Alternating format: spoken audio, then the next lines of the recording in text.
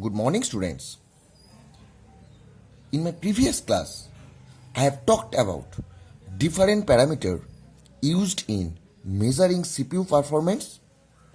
They are CPU utilization, that means we have to make the CPU as much as busy as possible. We have studied throughput, that means number of tasks completed per time unit.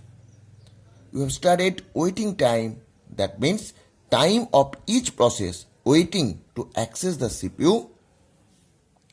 We have seen the response time, the time interval for submission of a process to fast response from that process, from that CPU is called the response time.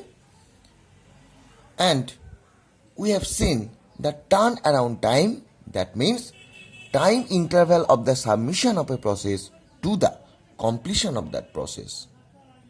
And we have solved a numerical problem that shows the waiting time as well as the turnaround time using first come first service algorithm.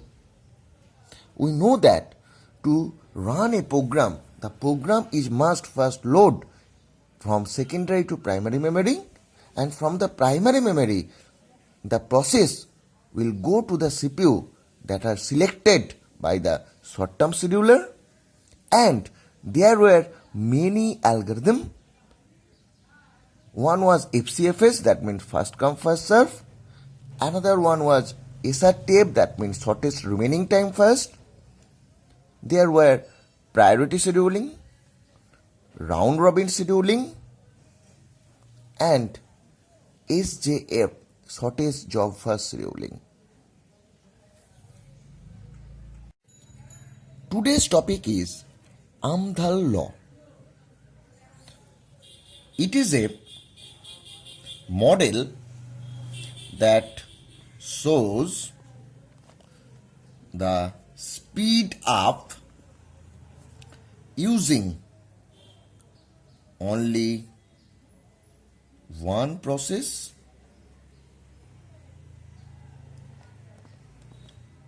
versus using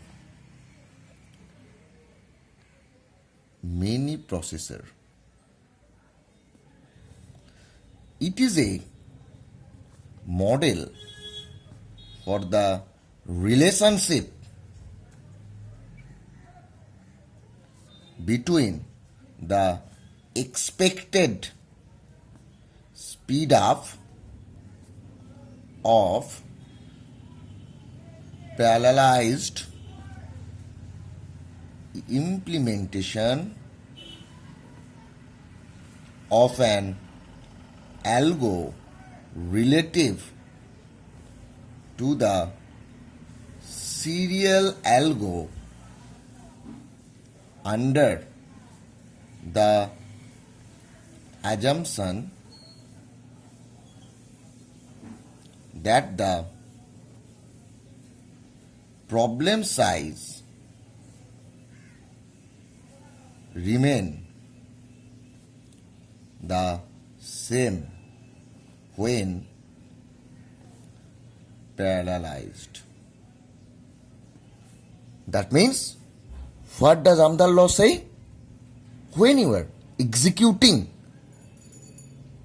a problem size of n using a single processor, and when you are using that same problem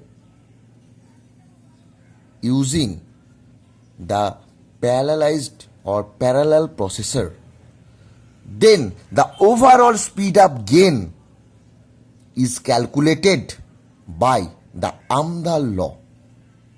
So, we may conclude that, or in a word, the Amdhal'S law can be stated as the speed up factor when you are using a single processor to its when you are using a parallel processor.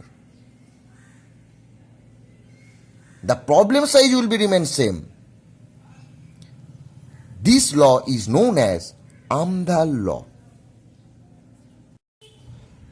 Now we will discuss the Amdahl law using a numerical problem. Suppose in a numerical problem it is given that using the law compute what is overall speed up if we made 90% of a program 10 times faster. Now, using the Amdahl law, the formula of overall speed up equal to 1 by f by s plus 1 minus f. F stands for fraction and s stands for single.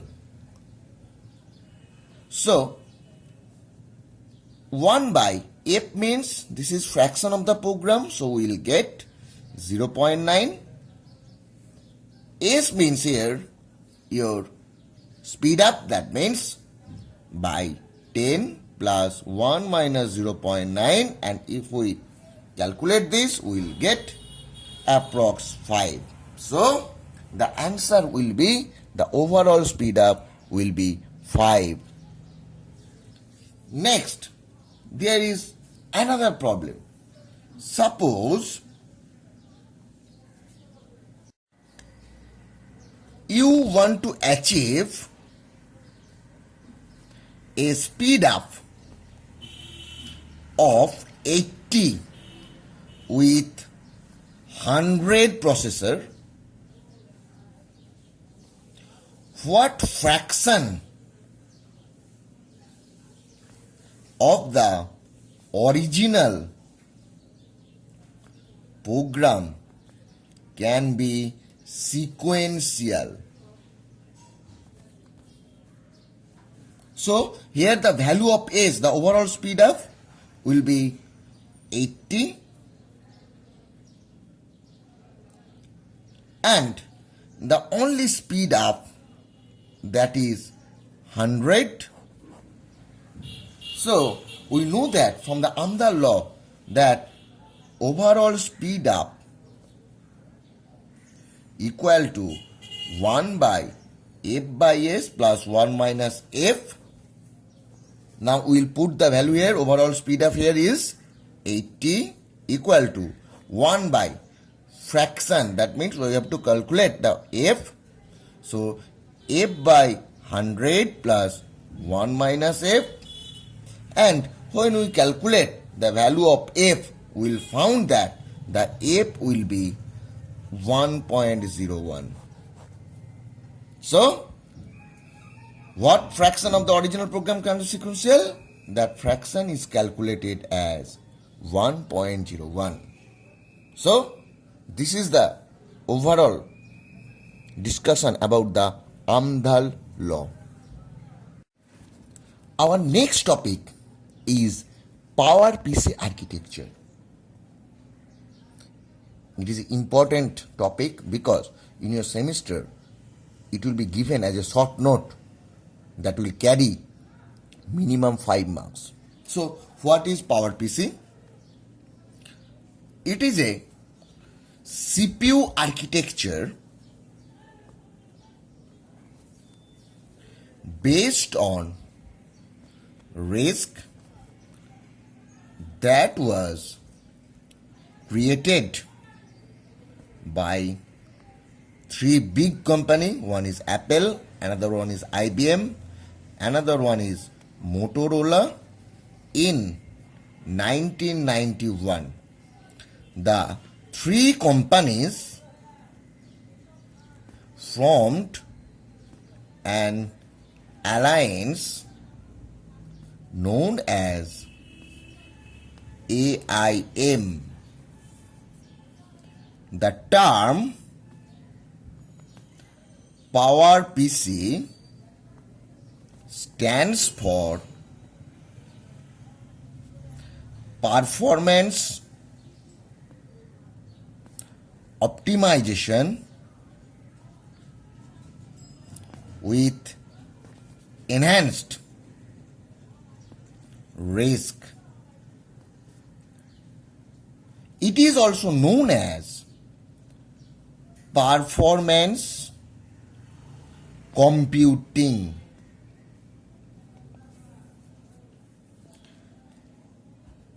It is an evolving instruction set that has been renamed as Power ISA since 2006. PowerPC CPU have been popularized in part by Apple.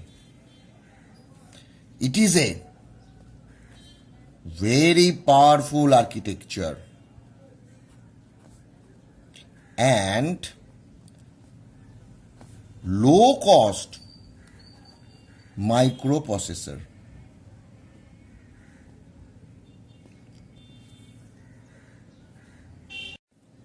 Now we will see the design feature of the Power PC. The design feature are broad range implementation,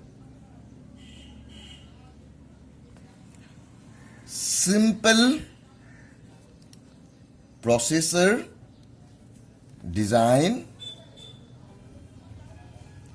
superscalar architecture, multi-processor features, next 64-bit architecture. So these are the design feature of the PowerPC.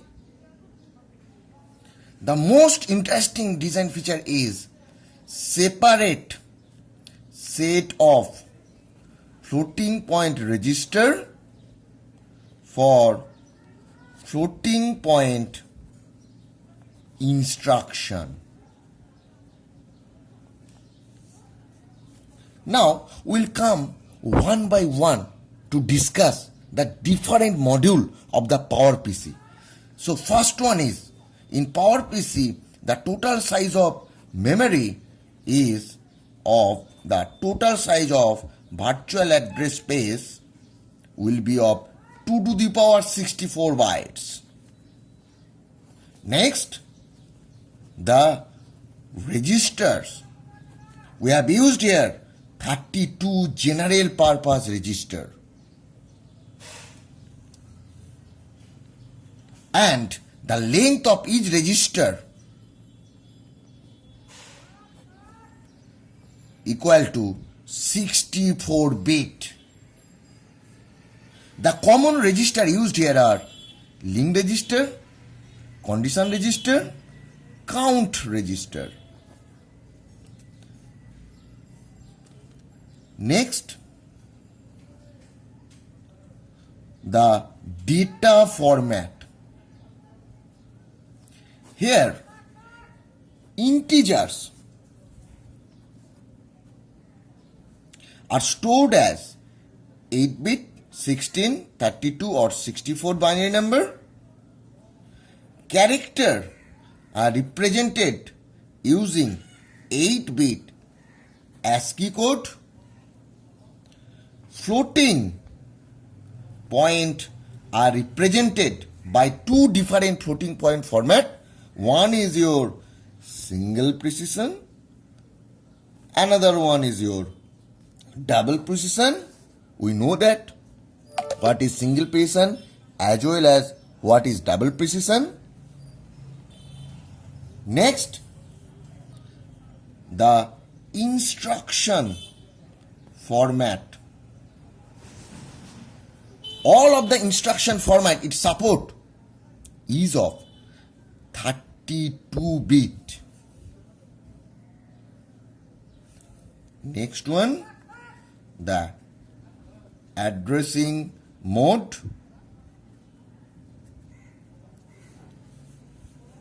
It will use register indirect with index, and register indirect with immediate index. Next, the instruction set. It support approximately 200 machine instruction, and this architecture follow the pipeline execution of instruction, which means while one instruction is executed, next one is being fetched from memory and decoded. So that is all about our PowerPC. Now the time comes to conclude our today's lecture. First, we have discussed the Amdhal'S law. Amdhal'S law was gives us the overall speed up to compute a problem with a single processor and to compute that problem using the parallel processor architecture. Next, we have solved a numerical problem to understand the Amdhal'S law. The overall speed up formula was 1 by f by s plus 1 minus f, where f is fractional and s is speed up. Next, we have studied PowerPC. We have seen that it is a CPU architecture based on RISC that was created by three main companies, Apple, IBM and Motorola. These PowerPC architecture are microprocessor for personal computer. These are very powerful and low cost microprocessor. We have seen some of the design feature of PowerPC. They were simple processor, superscale architecture, multiprocessor feature. And when you discuss module by module, we have seen the memory that consists of 2 to the power 64 bytes. It is the size of the virtual address space. We have seen there were 32 general purpose register used in PowerPC. The data format is of 8, 16, 32 or 60-bit. We have represented character as well as floating point here. We have seen the instruction format. The instruction format is of 32 bits. We have seen the different addressing mode. We have seen the instruction set that contains of 200 machine instruction. So that is all about today's lecture.